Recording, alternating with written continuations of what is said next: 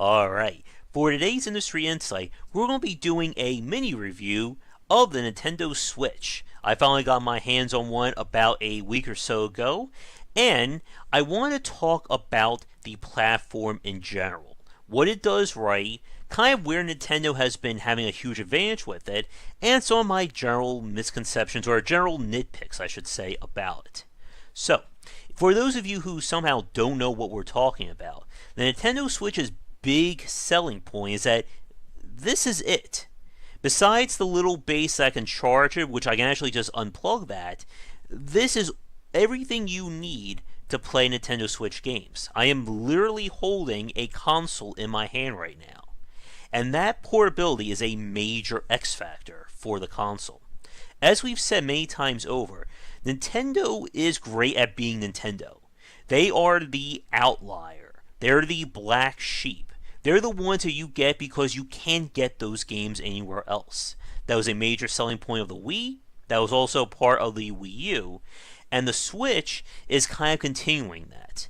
And the portability is a major selling point. And you can take the little controllers off here, and this is the Joy-Con. Look at this thing. My hand can engulf it if I squeeze hard enough. But that portability, it doesn't sound like a big feature, especially for us older gamers. But it does afford several major advantages compared to other consoles and platforms. When playing a console like the Switch on your bed or on the go, it gives it a unique feel compared to everything else. As we've talked about before, especially with the PC, when I'm sitting here and I'm playing a video game, I am dedicating a chunk of my time. I don't sit down on my computer and play a game for 5 minutes. Same thing when I sit down in front of my PlayStation 4 or an older console. But with something portable like the Switch, I can pick this up anytime I want and play a game almost immediately. There's very little stopping me from playing a Switch game. And if I want to take this out on the go, I can do that. And that is a very big X factor. It's one of the reasons why a lot of people have been very interested with playing games like Skyrim, Dark Souls, and other third-party titles being ported to the platform. Again, we've played these games many times over. I'm sure you watching this right now have either played Dark Souls or Skyrim or both on several other platforms. But how many of you have played a game like that where you can take it anywhere you want to go? And that is a very big idea. And again, the fact that this is basically all in one. I have this and I don't need anything else. The screen displays really nicely. There is a little, it may be hard to make it out, but this is the little handstand, or the little stand that comes out. And I can play this, set it up anywhere I want. If I want to play this in my bed while I'm trying to relax or I go to sleep, I can do that. And that portability is such a big key thing. Now, that said though, one of my complaints about the Nintendo Switch is I wish Nintendo would have gone all in with that approach. Essentially, give me everything I need to play the Switch wherever I go. So, I wish it would have came packaged with a screen protector, which this one doesn't have on, and a carrying case. Now, obviously for you watching this right now, you know why Nintendo didn't do that. They want to sell you those accessories. But I think this will have gone a long way towards cementing the Nintendo Switch being completely different from the Xbox and PS4 by saying, we're going to give you this console and we're giving you everything you need to take it with you wherever you go.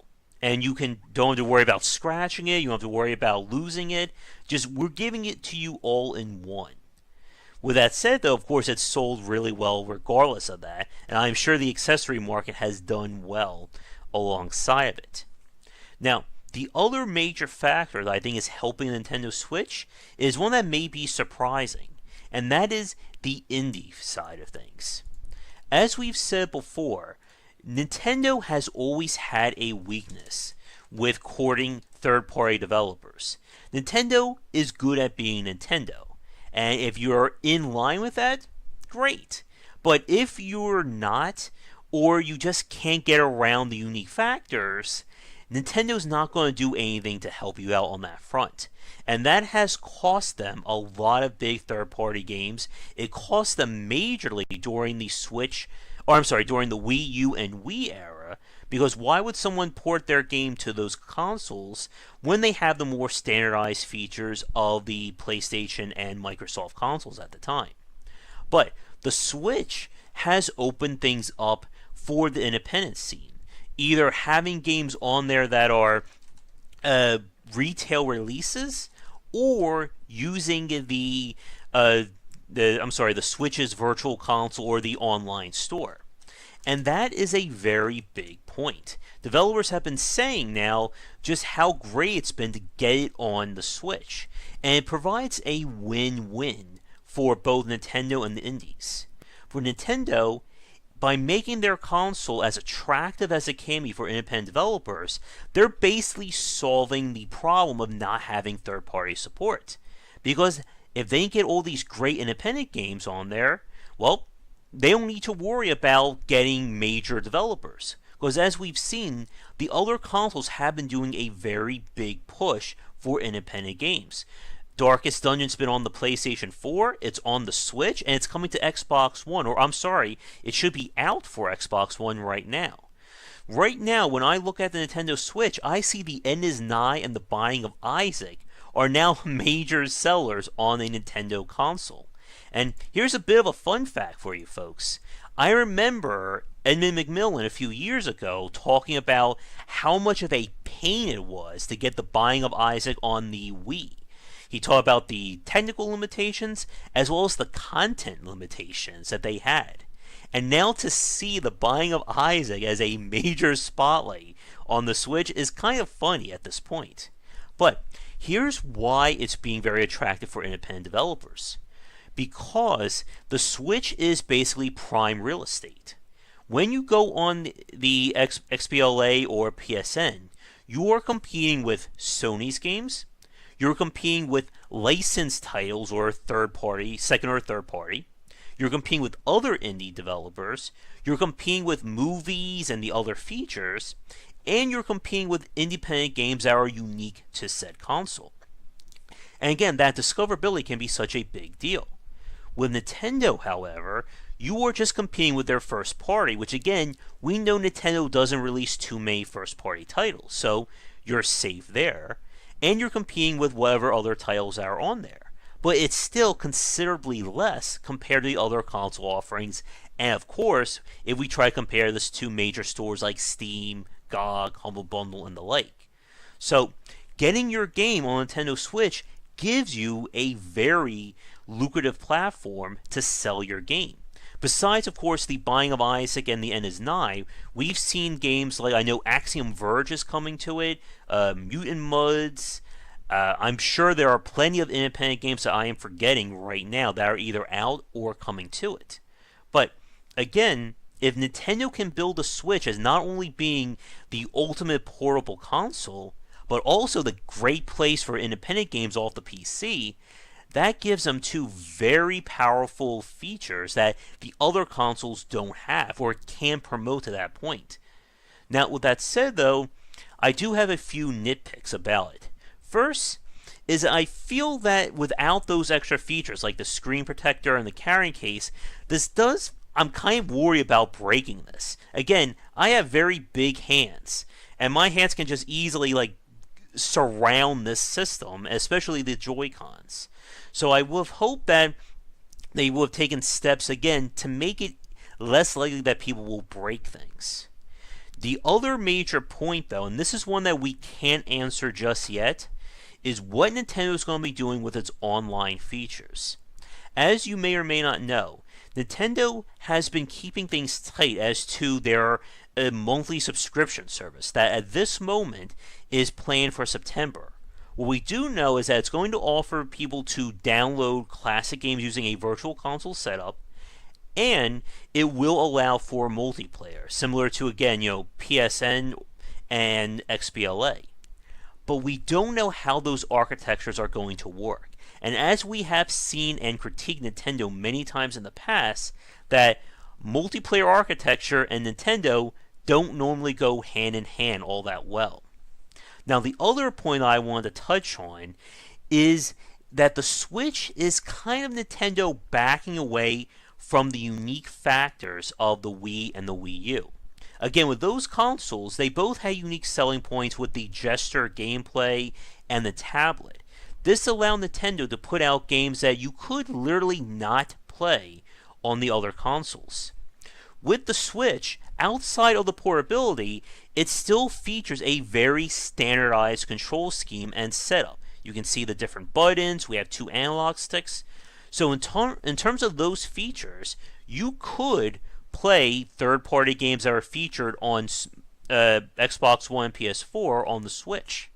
The question, though, is how many people will do that? Now, I know some of you are going to be quick to respond and say that the portable nature of the Switch is a major factor. But for many people who play AAA games, they're going to have very powerful setups to begin with. Again, I'm sure there are people out there watching this who have full-fledged entertainment centers that are dedicated to their consoles. You know, the 4K TVs, massive gaming chairs, and stuff like that. And if you can have that big experience, why would you constrain yourself, again, to a very little screen? It's still a very high-def screen, mind you, but it's like, why have the whole center to begin with? And for those of you watching this right now, I have a question for you. If a major AAA game is released on all 3 consoles, PlayStation 4, Xbox One, the Switch, which one would you prefer to play it on? And how much does that portability matter to you? And again, we can also talk about things from a family perspective versus single. Because families love this idea of a Switch. Why, gang up on one TV when everyone can just play on their respective Switches? Or, kids can watch TV, I play my game on the Switch, and we don't have to worry about messing things up like that. But it's definitely been a major seller for Nintendo. They've already reported, I think the Switch has outsold the Wii U in 8 months, and this was a few months ago at this time. And it's very likely that the Switch is going to be one of their most popular systems, thanks to that X factor. Now again though, the question remains, what does this mean for the Nintendo DS line? Because as for those of you who are longtime fans know, I love my 3DS.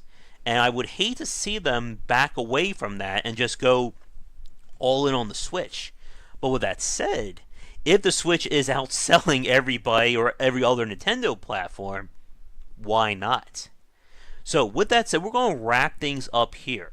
Again, the Nintendo Switch is once again Nintendo being Nintendo. The fact that they're crazy enough to make a portable console, and what we're seeing with the Nintendo Lago, I keep forgetting the name of it. What is it? Nintendo Labo, I was right the first time. Definitely proves that they are not just, trying to catch up to everybody else.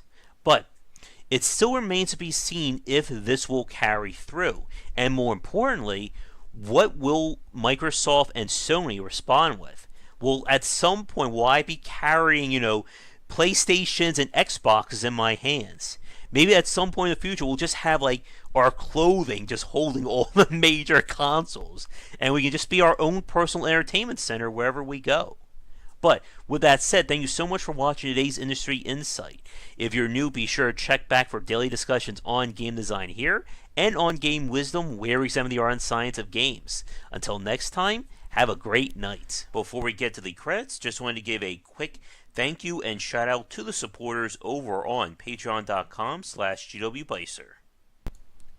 Thank you so much for watching this video. If you enjoyed it, be sure to like and subscribe to the channel. Check back around 10 Eastern for regular streaming. If you'd like to suggest games for me to cover or topics to talk about, let me know in the comments below. For a collection of my writings as well as weekly podcasts on design, check out game-wisdom.com. To support the Game Wisdom Patreon, you can find us on there on patreon.com/gwbicer. $1 will get you into our private Discord channel where we talk game topics and more. $5 will get you voting privileges for any major event, including the Saturday Night Grab Bag, Patreon-funded goals, and more. Thanks again for watching, and I hope you enjoy more videos here on the Game Wisdom YouTube channel.